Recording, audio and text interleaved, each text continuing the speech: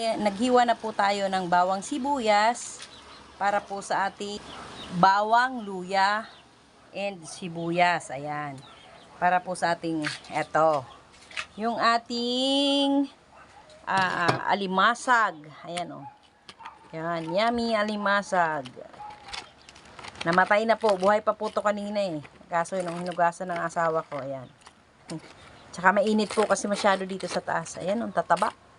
Mataba to guys, so ayan oh, hindi madiin. Ito, medyo payat. Ay, hindi mataba din.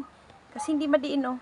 Yan, pagpipili po tayo ng alimasag, titingnan po natin yung dito. Ayan oh. Pag hindi yan maibaon yung, hindi bumaon yung kamay mo, ibig sabihin mataba. Ayan.